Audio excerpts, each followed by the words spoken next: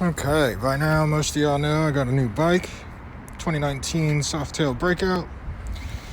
This is how it came stock, minus a couple of minor adjustments.